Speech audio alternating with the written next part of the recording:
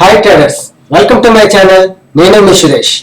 మనం ట్రేడింగ్ చేస్తున్నామంటే first market structure అనేది రావాలి. ఈ ఎస్ఎంసీలో ఫస్ట్ మార్కెట్ స్ట్రక్చర్ అనేది కరెక్ట్గా వచ్చిందని అంటే మనం ఎంట్రీస్ అనేది ప్లాన్ చేయడానికి అవకాశం ఉంటుంది. చూడండి, నిఫ్టీలో ప్రీవియస్ 2 days యొక్క మార్కెట్ని నేను ఎస్ఎంసీ స్ట్రక్చర్ని డ్రా చేశాను. ఈ ఎస్ఎంసీ స్ట్రక్చర్ గురించి నా ప్రీవియస్ క్లాసుల్లో ఉన్నది మీకు ఎవరికైనా తెలియకపోతే చూడండి. ఎందుకంటే ఇదంతా ఎక్స్ప్లెయిన్ చేయాలంటే మళ్ళీ చాలా టైం పడుతుంది. నేను అందుకనే బాస్ investment higher high higher lows ని నేను డ్రా చేసి మీకు ఎక్స్ప్లెయిన్ చేయడానికి ఈజీగా ఉంటుందని ముందుగా డ్రా చేశాను. ఎప్పుడైనా ఇన్వెస్ట్మెంట్ అయిందని అంటే హైయర్ హై కన్ఫర్మ్ అవుతుంది, బాస్ కన్ఫర్మ్ అయిందంటే లో కన్ఫర్మ్ అవుతుంది. అలా గుర్తుపెట్టుకోండి, సరిపోద్ది. నేను ఇలాగ హైయర్ హై హైయర్ లో హైయర్ హై హైయర్ లో ఇలా మార్కెట్ ఫస్ట్ ఇలాగ గుర్తించడం రావాలన్నమాట. ఇన్వెస్ట్మెంట్ అయిన తర్వాత చేంజ్ ఆఫ్ క్యారెక్టర్ అయ్యి మళ్ళీ ఇన్వెస్ట్మెంట్ అయ్యి లోన్ కానీ బ్రేక్ చేసినట్టయితే బాస్ అవుతుంది. అంటే మళ్ళీ ఇక్కడ నుంచి మార్కెట్ డౌన్ ఫాల్ అవుతుంది. మళ్ళీ ఇక్కడ నుంచి చేంజ్ ఆఫ్ క్యారెక్టర్ ఇలా పైకి అవుతుంది. అంటే ఎప్పుడు చేంజ్ ఆఫ్ క్యారెక్టర్ అవుతుంది, ఎప్పుడు మార్కెట్ కంటిన్యూషన్ అవుతుంది అనేది మనకి తెలుస్తుంది అనమాట. చూడండి, మార్కెట్ ఇలా పైకి వెళ్ళి ఇన్వెస్ట్మెంట్ అయిన తర్వాత నెక్స్ట్ ఇలా డౌన్ ఫాల్ అవుతున్నప్పుడు ఇక్కడ మనకి లిక్విడిటీ తీసుకోండి.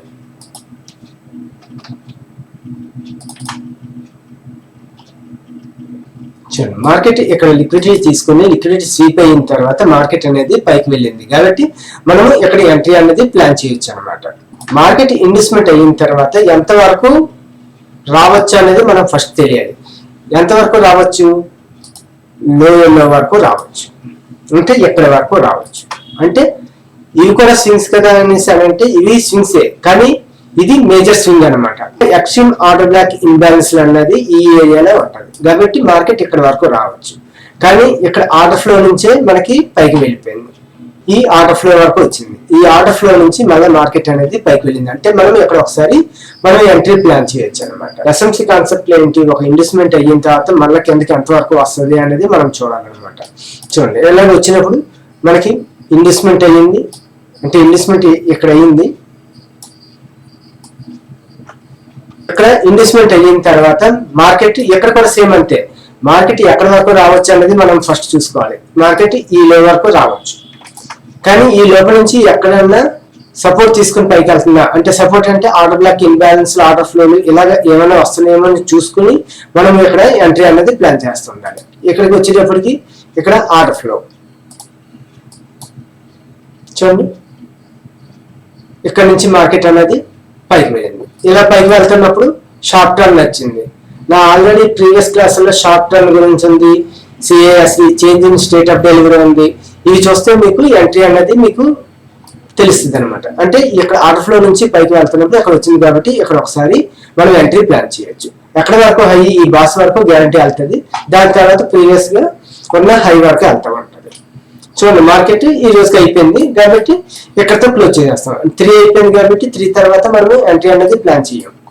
చూడండి, నేను ఒక్కరోజే ఇక్కడ లిక్విడిటీ స్వీప్ తీసుకొని ఇక్కడ ఒక ఎంట్రీ తీసుకోవచ్చు. చాలా మంది ఏంటంటే ఇక్కడ నుంచి ఈ ర్యాలీ వచ్చేసింది కదా ఎక్కడ పెట్టేస్తాం అనేసి చాలా మంది చేస్తూ ఉంటారు. అంటే ఎస్ఎంసీలో మాత్రం అవుతుంది, అది వేరే కాన్సెప్ట్ లో అవుతుంది. ఎస్ఎంసీలో ఏంటంటే మార్కెట్ స్ట్రెచ్ని బట్టి చెయ్యాలంటే మాత్రం ఈ పద్ధతి ఉపయోగించాలి. లేదు పీవై పాయింట్స్ బ్యాక్ సైడ్ నుంచి ఎక్కడైనా ఏమైనా వచ్చినాయేమో చూసుకుని చేయాలంటే చేయొచ్చు, అది తర్వాత విషయం. స్ట్రెచ్ వైజ్ గా మాత్రం మనం ఎంట్రీ అనేది ఇలా ప్లాన్ చేస్తుండాలి. ఒక హైయర్ హై హైయర్ లో కంప్లీట్ అయిన తర్వాత నెక్స్ట్ దాని నుంచి మనం ఎంట్రీ ప్లాన్ చేస్తుంటాం. ఇన్వెస్ట్మెంట్ అయ్యింది, ప్రీవియస్ లో ఉన్న లోన్ బ్రేక్ చేసింది. అంటే ప్రీవియస్ లో ఉన్న లోన్ బ్రేక్ చేసిందని అంటే అర్థం ఏంటి? చేంజ్ ఆఫ్ క్యారెక్టర్ అయిందని అర్థం. ఇప్పుడు చేంజ్ ఆఫ్ క్యారెక్టర్ అయిన తర్వాత మళ్ళా డౌన్ ఫాల్ అయ్యి ఇక్కడ ఇన్వెస్ట్మెంట్ అయ్యింది, మళ్ళా బ్రేకప్ స్ట్రెచ్ అయ్యింది. ఇప్పుడు డౌన్ ఫాల్ అయ్యి మళ్ళా పైకి వెళ్తున్నప్పుడు మనకి ఇక్కడ ఏముంది? ఇంబ్యాలెన్స్ ఉంది, అలాగే ఆర్డర్ బ్లాక్ ఇంబ్యాలెన్స్ ఉంది. ఈ అన్ని టచ్ చేసుకుంటూ ఈ జోన్ వచ్చింది కాబట్టి ఈ జోన్ దగ్గర మనము ఎంట్రీ ప్లాన్ చేయొచ్చు. చూడండి, ఇన్వెస్ట్మెంట్ అయింది. ఇన్వెస్ట్మెంట్ అయిన తర్వాత ఎంతవరకు వెళ్తుంది అని చెప్పాను? ఈ హై వరకు వెళ్తుంది. ఈ హై వరకు వెళ్ళి నేను చెప్పిన ఈ కాన్సెప్ట్ లో అంటే ఆర్డర్ బ్లాక్ దగ్గర వచ్చింది, ఇంబ్యాలెన్స్ దగ్గర వచ్చింది. అంటే ఎంట్రీ అన్నది ఇక్కడ మనం ప్లాన్ చేయొచ్చు అనమాట. ఇక్కడ ప్లాన్ చేస్తే చూడండి, ఈ లో వరకు వచ్చేసింది, దాని తర్వాత నెక్స్ట్ లో వరకు కూడా వచ్చేసింది. ప్రీవియస్ లో ఉన్న నెక్స్ట్ లో వరకు కూడా వచ్చింది. అంతే దీని టార్గెట్. ఇక్కడ మళ్ళీ చేంజ్ ఆఫ్ ఫ్యాక్టరీ అయింది అంటే మార్కెట్ ఎలాగా అప్ ట్రెండ్ లో తిరిగింది. ఇదైనా ఎప్పటి వరకు ఇక్కడ వరకు మళ్ళీ ఇది కానీ బ్రేక్ అయిందంటే మళ్ళీ చేంజ్ ఆఫ్ ఫ్యాక్టరీ అవుతుంది అనమాట. ఓకే ట్రేడర్స్, నేను చెప్పిన ఈ కాన్సెప్ట్ మీకు అర్థమైంది అని అనుకుంటున్నాను. మీలో ఎవరికైనా డౌట్లు ఉంటే నా కామెంట్ బాక్స్ లో తెలియజేయండి, నేను రిప్లై ఇస్తాను. Thank you for watching. Please like, share and subscribe to our channel. Thank you.